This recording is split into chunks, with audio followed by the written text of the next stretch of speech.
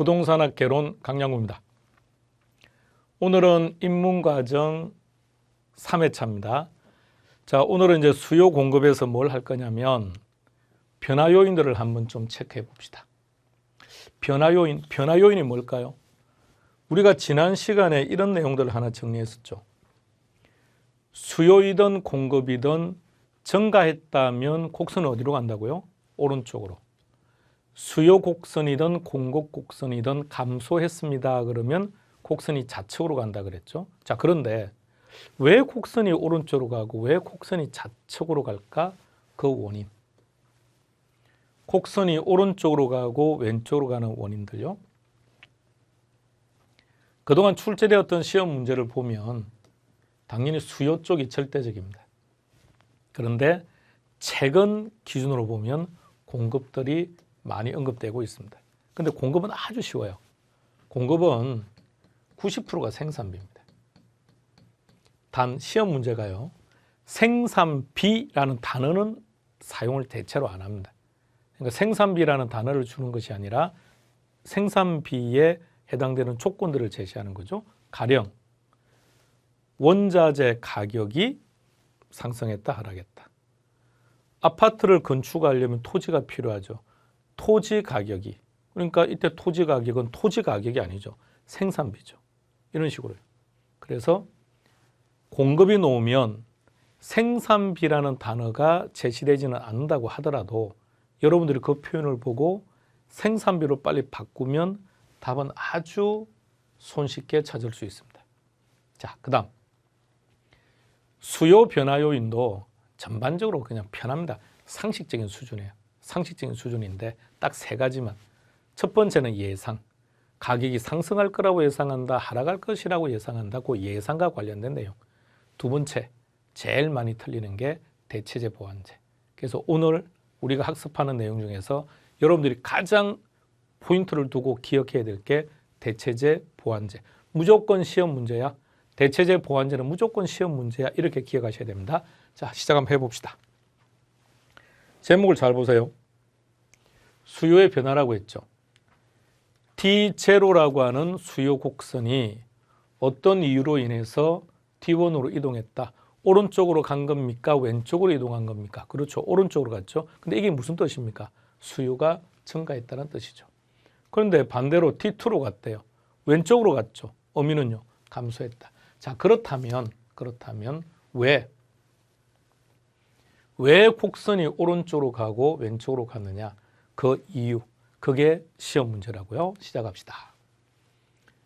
내용을 보면 수요를 변화시키는 원인들 중에서 증가시키는 원인으로 한번 가보자고 한 건데 한번 내용을 한번 쭉 보세요. 전체를.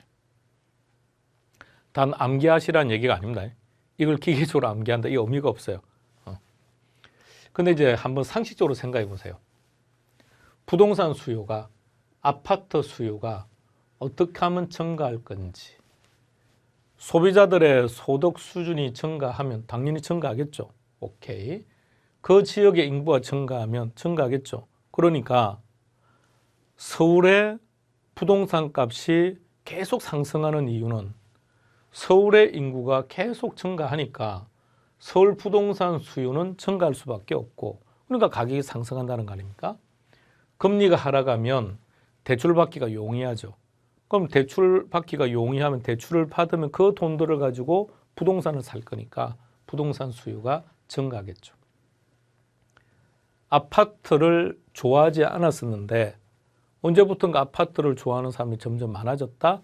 선호도가 증가했다. 이런 것들이죠. 대한민국의 아파트가 본격적으로 등장하기 시작했던 기억나십니까? 자, 대한민국이 국제적인 체육 행사를 합니다. 86 아시안게임. 그래서 아시아 선수촌이 만들어지죠.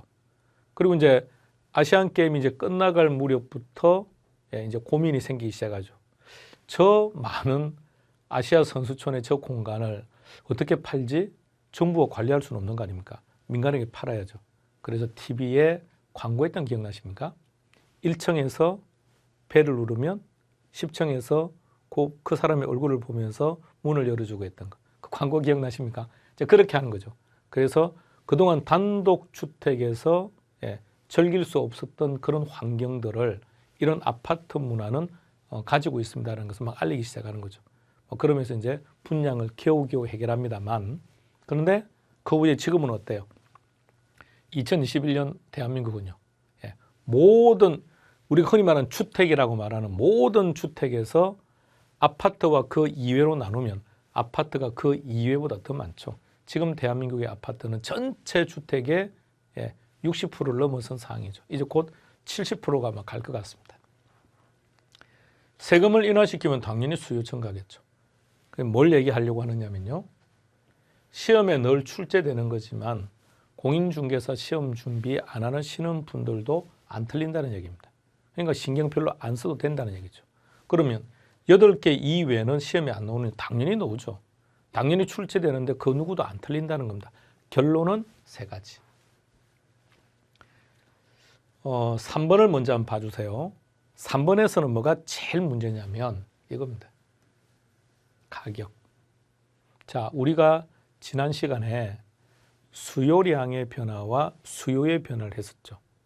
수요량의 변화와 수요의 변화를 구분하는 기준이 뭐라고요? 가격.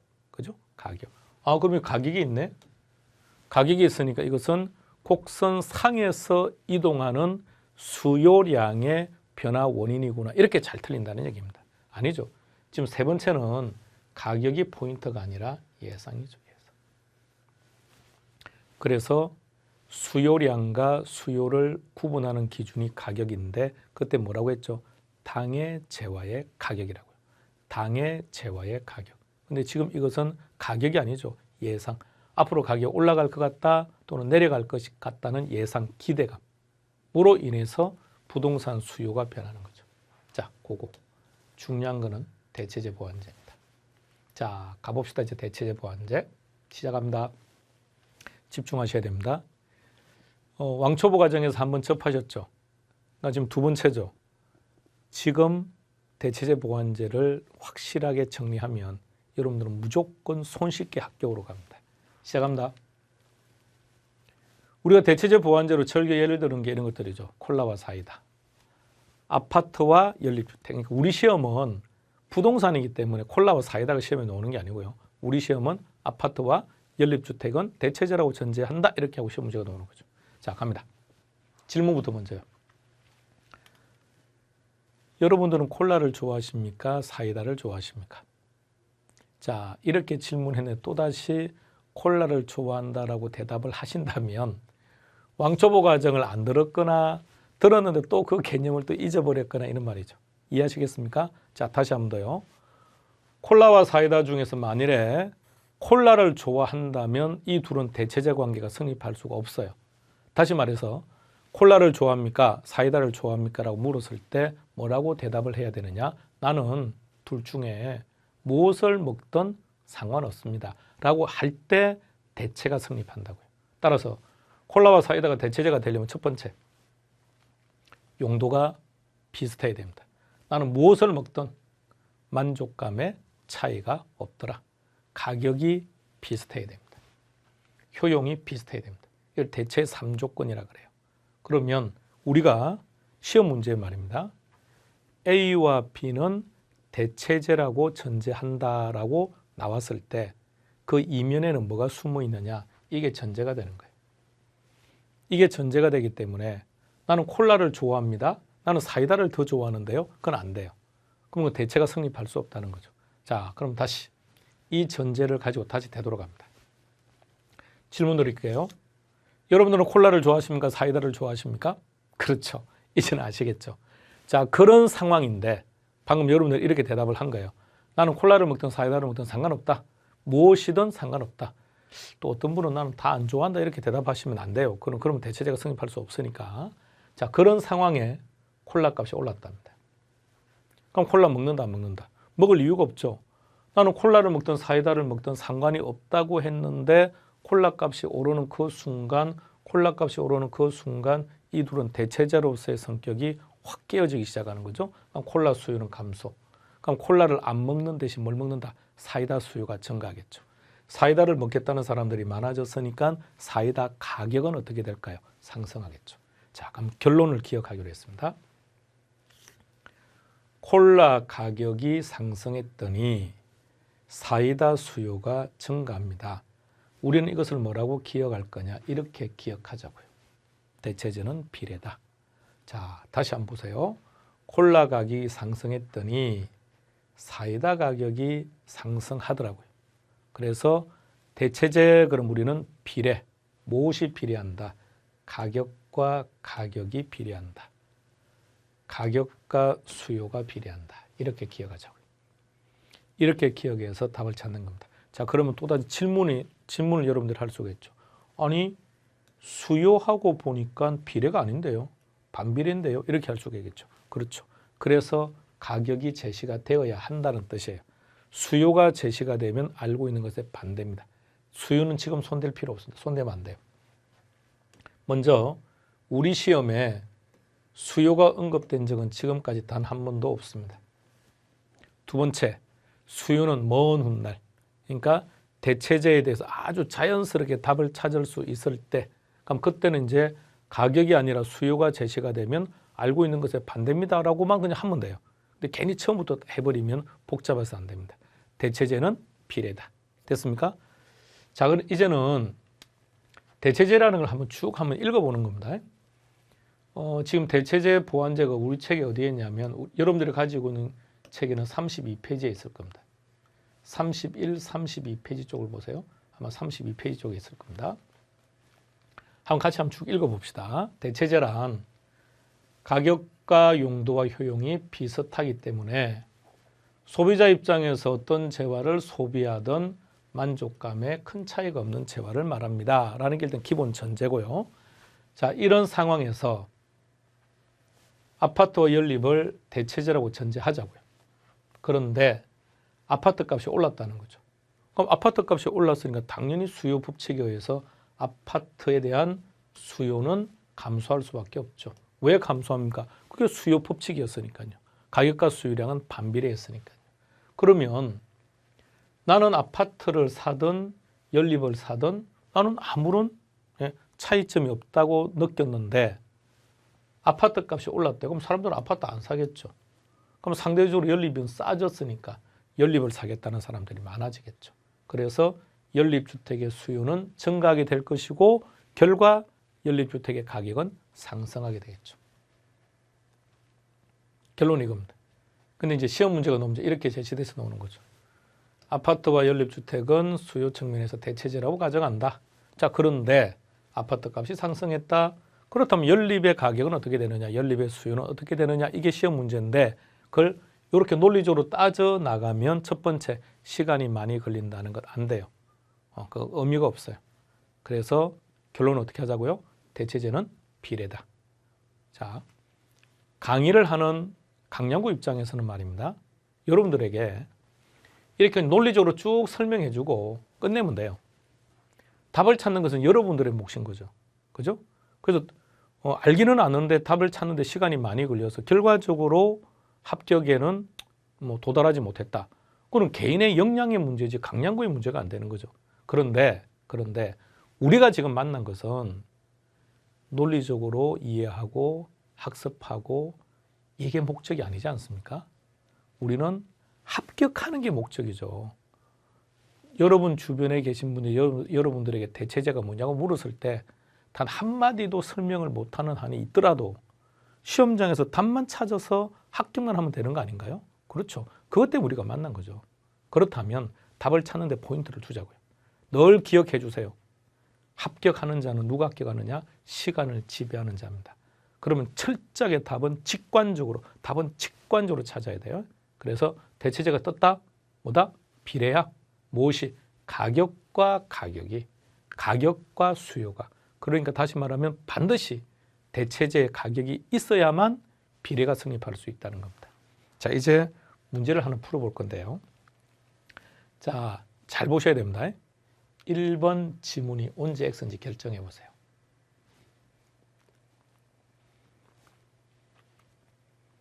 첫 번째 키는 뭘까요? 대체지역입니다. 대체지역 같은 개념이에요. 똑같이 답을 푸시면 돼요.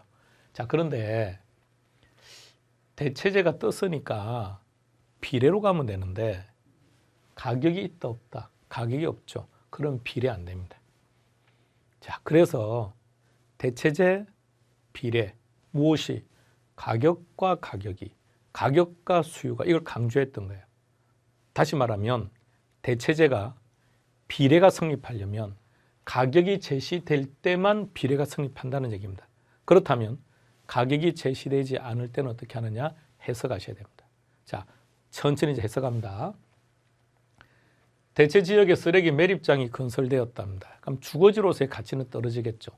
그럼 이 지역의 수요는 어떻게 될까요? 그렇죠? 수요는 감소하겠죠. 그럼 이 수요자들은 어디로 갈까요? 그렇죠? 당해 부동산이 있는 지역으로 오겠죠. 왜 여기로 올까요?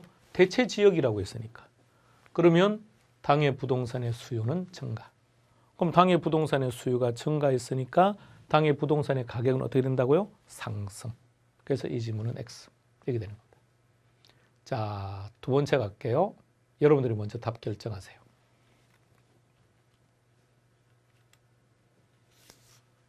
대체재가 떴죠. 대체재가 뜨기는 떴는데 가격이 없죠. 그럼 가격이 안 보이면 비례로 접근하시면 안 돼요. 해석하셔야 돼요. 대체재 선호도가 좋아졌대요. 그럼 대체재 수요는 증가. 대체재 수요는 증가입니다. 오타가 됐네요. 대체재 수요는 증가. 그럼 대체재에 대한 수요가 증가하면 당해 부동산의 수요는 어떻게 될까요? 감소. 그럼 수요가 감소해 버렸으니 가격은요? 하락. 이렇게 되죠. X.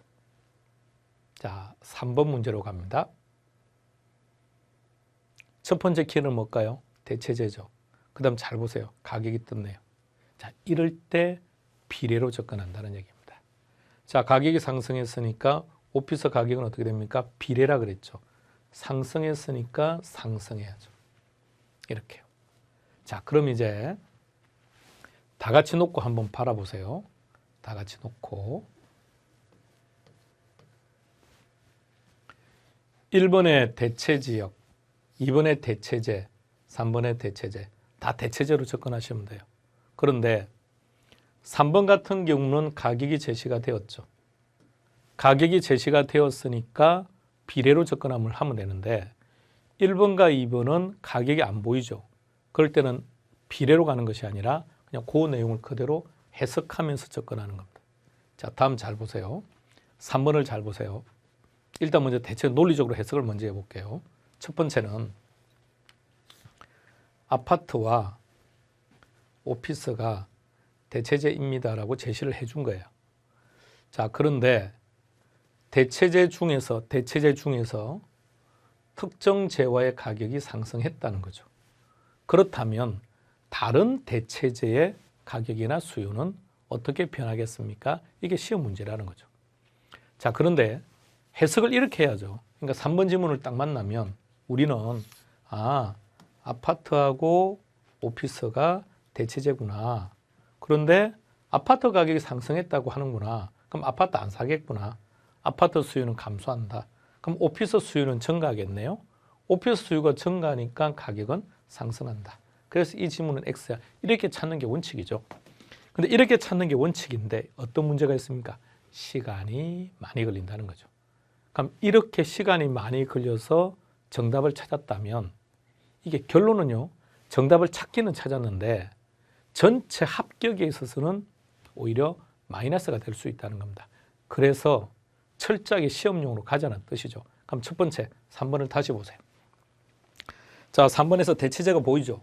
그럼 대체재가 딱 보이는 순간 그걸로 끝나는 거지 무엇과 무엇이 대체재인지는 아예 아실 필요가 없다는 거예요. 자, 두 번째 가격이 상승했다 그랬죠.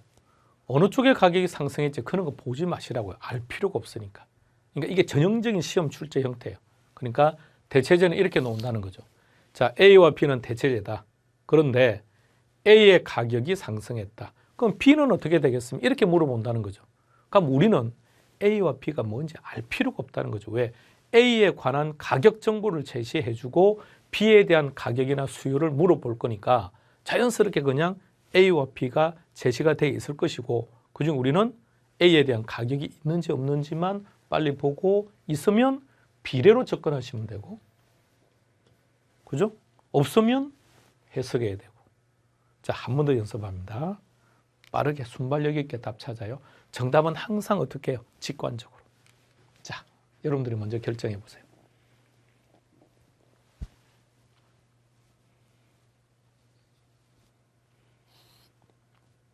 지금은 이 질문을 우리가 이제 입문 과정인데 제가 이제 시험장에 들어가는 환경을 자꾸 얘기하니까 까마득한 미래 얘기를 하니까 느낌이 확 오진 않을 거예요. 근데 말입니다. 정말 빠릅니다. 정말 빠릅니다. 갑자기 훅 시험 치는 날까지 옵니다. 그러니까 매 순간순간. 그래서 제가 OTR 때 했죠. 큰 헤드라인. 수험 기간 동안. 그죠? 그러니까 그 수험 기간 동안 앞으로 300일이 남았던, 앞으로 100일이 남았던, 일주일이 남았던, 그게 중요한 게 아니라 매 순간순간 우리는 시험용으로 사고하고 시험용으로 대비해야 돼요. 그렇게 하셔야 됩니다. 철저하게. 자, 그러면 다시 한 번 더. 그러니까 우리가 말입니다. 문제도 풀어야 되고 마킹도 해야 돼요. 근데 이 마킹하는 것도 생각보다 쉽지 않아요. 시간이 많이 걸려요. 그러니까 이거는 연습도 모의고사 등을 통해서 꾸준하게 하셔야 되는데 한 문제를 1분에 풀어버리는 순간 이게 결과적으로 시간에 있어서 많이 쫓기는 느낌을 받아요. 그래서 어떤 문제는 30초 안에 답을 찾을 수 있는 문제도 있습니다. 물론 30초보다 더 짧은 시간에 답을 찾을 수 있는 것도 있고요. 어떤 문제는 대신에 또 2분을 소요해야만 풀 수 있는 문제도 있습니다. 출제자가 그렇게 해서 시간 문제를 할애하는 거죠. 그러니까 전체 시간이 50분이라면 마킹하는 시간을 빼고 문제 푸는 시간이 주어지겠죠. 그럼 거기서 어떤 것은 30초를 줬다면 어디는 1분 30초를 주고 적절하게 조율을 한다는 얘기입니다. 그렇다면 우리는 어떻게 해야 되느냐. 30초짜리는 30초 안에 풀더라도 1분 30초 안에 풀라고 낸 문제는 1분 30초 하면 안 돼요. 그래서 기본적으로 큰 원칙은 40초에 답을 찾는다는 걸 늘 염두하고 늘 연습하세요. 그러면 40초인데 우리는 오지 선택형이죠. 오지 선택형에서 일단 기본적으로 문제는 읽어봐야 될 거 아닙니까? 문제 읽어보는데 또 몇 초 가야 되니까 결론은 40초에서 오지 선택형의 문제를 풀려면 결론은 지문 하나 해석하는데 한 7초? 그죠? 7초 정도는 해야 돼요. 그러면 이 문제를 딱 만나서 늘 연습하세요. 항상 매 순간순간 수업 시간에 매번 기출문제나 기출지문을 보여드릴 테니까 그럼 꼭 내가 저거 7초 한 문제를 제시했을 때는 40초 안에 풀어야지 꼭 염두에 두세요. 나중에 시간이 가면 갈수록 느끼실 겁니다. 왜 그렇게 하라고 처음부터 했는지. 자, 갑니다. 자, 4번 문제를 만났습니다. 그럼 첫 번째 키는 대체제예요. 그러면 첫 번째 키가 대체제라는 말은 대체제 앞에 있는 단어들은 아예 보실 필요도 없다는 뜻이에요. 끝. 자, 두 번째는 기계적으로 가격 정보가 있는지를 빨리 찾아요. 가격 정보 있죠? 그럼 그 나머지는 다 비례로 가야죠. 상승했죠? 그럼 그 뒤는 전부 다 상승으로 가면 되겠죠? 증가하고 상승했다. 정확합니다. 이렇게 답 찾는 겁니다. 자, 이걸 이렇게 답을 찾는다는 것을 지금 끝내자고요. 여러분, 지금 끝냅시다. 그래서 오늘 여러분들 강의를 들으시면서 수요량의 변화와 수요의 변화를 또는 대체제와 보완제를 그 순간순간 정리했다면 앞으로 여러분들의 수험 기간은 아주 점점 더 편해질 거라고요.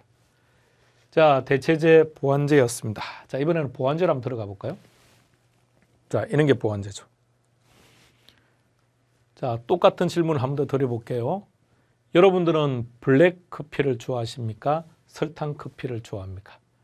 블랙 커피를 좋아한다고 대답하는 그 순간 이 둘은 보완제가 될 수 없다 그랬어요. 자, 그럼 다시 갑니다. 커피와 설탕이 보완제라는 얘기는 보완제는 이런 거죠. 한 재화만 소비하는 것보다는 커피만 먹는 것보다는 설탕을 추가시켰더니 나의 만족감이 더 증가하더라. 이런 것도 우리는 보완제라고 하는 거죠. 자, 가령 우리가 보통 우리 삶 속에서 여러분들은 술을 마실 때 소주만 마십니까? 아니면 소맥입니까? 자, 그런데 말입니다. 소맥을 마시는 분은 소주만 먹는 것보다 맥주만 먹는 것보다 소맥으로 먹었더니 만족감이 좋아진다는 거 아닙니까? 그러니까 소맥을 먹죠. 이해되시겠습니까? 그럼 그런 경우라면 소맥은 보완제가 되는 거죠. 그런데 소주와 맥주를 놓고 보면 대체제죠. 왜요? 같은 알코올성 상품이니까요. 그러니까 둘은 대체제지만 방금처럼 소맥을 먹었더니 나는 만족감이 더 커지더라? 그럼 그건 보완제가 되는 거죠. 자, 그렇다면 이제 우리는 블랙커피를 좋아하는 것이 아니라 설탕커피를 좋아한다는 게 기본 전제로 있어야죠. 근데 어느 날 커피값이 올랐다고요. 먹는다 안 먹는다? 당연히 안 먹어야죠. 왜 커피값이 올라가면 커피를 안 먹을까요? 이게 수요 법칙. 아니야. 나는 커피를 너무 좋아해. 커피를 너무 좋아하기 때문에 커피값이 아무리 상승하더라도 나는 커피 먹을 거야. 그것은 가격에 대한 소비자들의 반응이 아니라 선호도에 대한 소비자들의 반응이죠. 그죠? 근데 우리는 철저하게 경제법칙으로 가야 되니까 가격만 가지고 판단해야죠. 커피값이 올랐다 하면 나 커피 안 먹을래. 커피를 안 먹게 되면 당연히 설탕의 수요도 오케이, 감소. 그럼 가격이 어떻게 될까요? 하락. 이렇게. 자, 그럼 이제 결과적으로 봅니다. 보완제 가격이 상승했더니 다른 보완제의 수요는 감소하더라. 아, 이 둘은 반비례네. 보완제 가격이 상승했더니 다른 보완제 가격은 하락하더라. 아, 반비례구나. 근데 무엇이 반비례한다는 겁니까? 가격과 수요가 반비례한다는 얘기입니다. 보완제였습니다. 자, 한번 쭉 읽어봅시다. 한번 쭉 읽어보세요.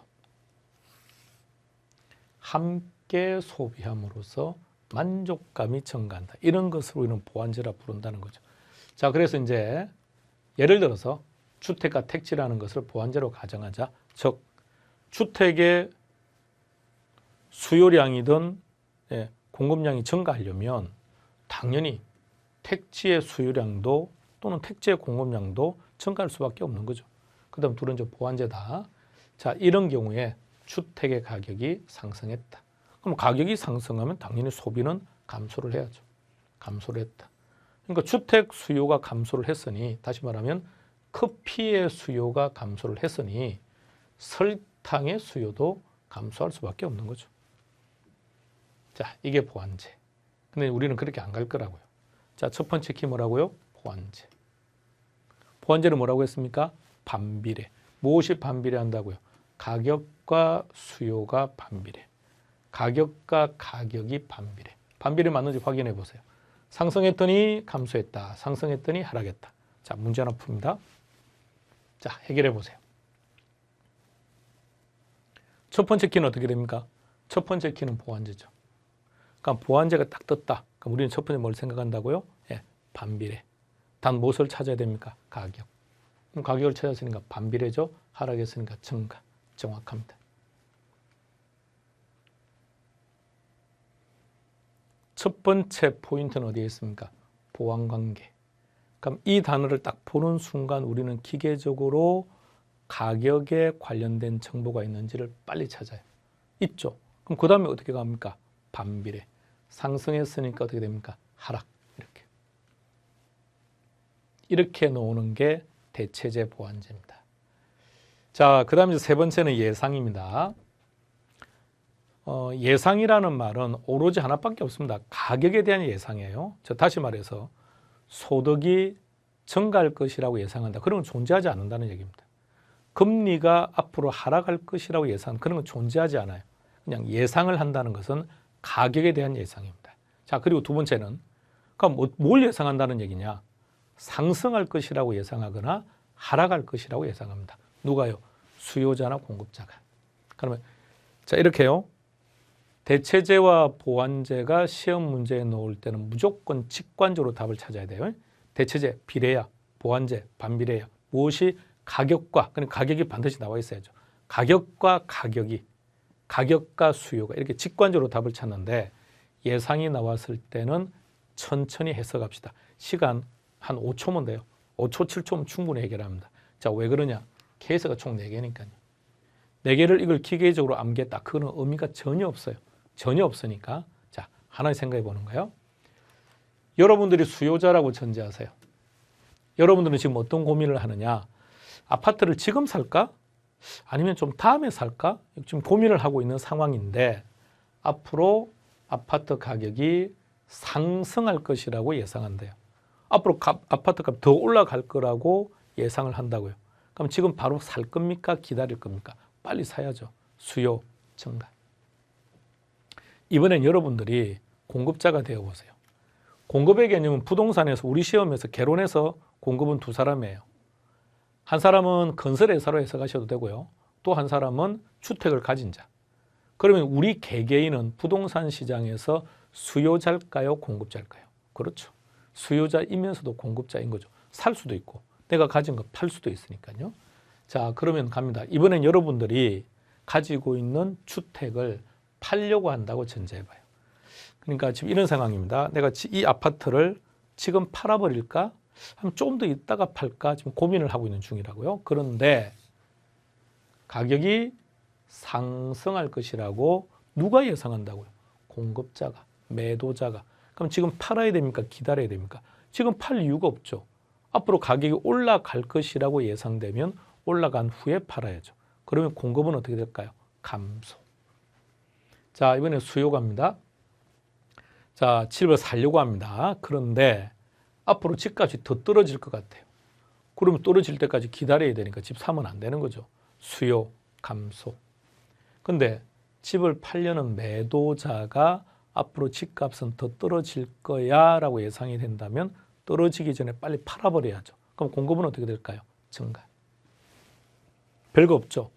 그래서 이건 직관적으로 암기해서 답 찾지 말라는 거예요. 그럼 무려 4개나 기억해야 되니까 불편해서 안 돼요. 그래서 시험에 놓으면 방금처럼 천천히 해석하세요. 집을 살려고 한다. 내가 가지고 있는 집을 팔려고 한다. 그런데 상승할 것이라고 하락할 것이라고 예상을 하면 어떻게 하지? 이것만 생각하면 돼요. 그러니까 대체제 보완제는 직관적으로 답을 찾는 연습. 그리고 예상이 나왔을 때는 2가지. 첫 번째, 예상은 무슨 예상이죠? 가격에 대한 예상이죠. 그러니까 시험 문제에 가격이 상승할 것이라고 또는 하락할 것이라고 예상한다고 해서 가격을 딱 보고 이거 곡선상에 점이 이동하는 거구나 라고 하시면 안 된다는 것. 그게 중요하고요. 자, 2번째. 그 결과 수요가 또는 공급이 증가하느냐 감소하느냐는 것은 천천히 생각하시면 됩니다. 자, 이제 이 그림이 나온 거 보니까 이제 다시 이제 문제는 그러면 어떻게 나온다는 거냐? 그럼 답은 또 어떻게 찾아야 되지? 자, 요거 결론하자고요. 자, 첫 번째 문제는 이렇게 나와요. 자, 대체제를 주는 거죠. 그 대체제 때문에 대상부동산의 가격은 어떻게 됩니까? 증가합니까? 감소합니까? 수요는 증가합니까? 감소합니까? 이거 물어본다는 얘기입니다. 그런데 우리는 대체제에 그럼 뭘 기억한다고요? 비례. 무엇이 비례한다고요? 가격과 가격이, 가격과 수요가. 2번째 물어보는 게 이거죠. 물론 시험 문제가 이제 지문은 이제 출제 유형, 즉 문제는 뭘 물어보느냐? 문제는 무엇을 물어보지? 그럼 답은 뭐지? 자, 이것도 기억해야 되고요. 자, 그 다음에는 이제 시간이 조금 좀 지나면서 이제 이걸 어떻게 가느냐면 기출 문제에서 사용한 그 지문들을 그대로 기억해 주세요. 그게 제일 좋아요. 제일 좋으니까. 자, A와 B는 보완제다. 이렇게 나오는 거죠. 보완제라고 전제하자. 그런데 한 재화의 부동산 가격이 상승했다. 그렇다면 어떻게 될 거냐. 근데 보완제는 뭐라고 했습니까? 반비례. 무엇이? 가격과 가격이, 가격과 수요가. 대체제 보완제였습니다. 자, 우리 문제 하나 풀어보고 합시다. 자, 문제는 이렇게 딱 나와요. 그러니까 출제 형태는 딱 2가지입니다. 앞서 대체제 보완제 기출 지문 보여드렸죠. 그런 식으로 지문 하나씩 넣을 수도 있고요. 아니면 이렇게 한 문제로 넣을 수도 있고. 그럼 다시 말하면 지금 보시는 것처럼 이렇게 한 문제로 출제되는 빈도는 높지는 않아요. 예. 이거 보통 4년에 한 번 정도 출제되고 있는 케이스를 보이니까 출제 빈도가 높지는 않은데 한 문제로 나오는 것은 지문 하나로 출제되는 빈도는 그냥 해마다 출제된다라고 보시면 돼요. 그런데 지문 하나, 둘로 출제될 때는 주된 내용이 대체제 보완제입니다. 근데 이렇게 놓을 때는 대체제 보완제는 잘 안 놓은가 동시에 놓으더라도 가볍게. 자, 갑니다. 문제. 수요 증가 요인을 선택하라 그랬습니다. 수요가 증가하는 요인을 모두 골라라. 자, 가봅시다. 첫 번째. 소득이 증가했답니다. 소득이 증가하면 수요가 어떻게 될까요? 증가. 정확합니다. 세금이 인상되었네요. 앞에 뭐 거래세인지 유통세인지 보유세인지 그런 건 아예 볼 필요 없죠. 예. 거래세든 보유세든 세금이 인상되면 수요는 어떻게 될까요? 감소할 수밖에 없겠죠. 금리가 하락했습니다. 수요 증가. 자, 리얼 잘 결정하세요. 가격이 상승할 것이라고 기대한답니다. 예상한다고요. 기대한다, 예상한다 같은 말이죠. 기대한다, 예상한다 같은 말이죠. 근데 누가 지금 기대한다는 얘기일까요? 수요가. 문제가 수요라고 했으니까. 자, 그럼 해석합시다. 수요자들은 앞으로 집값이 오를 것 같대요. 그럼 지금 살 겁니까? 기다릴 겁니까? 올라가기 전에 빨리 사야죠.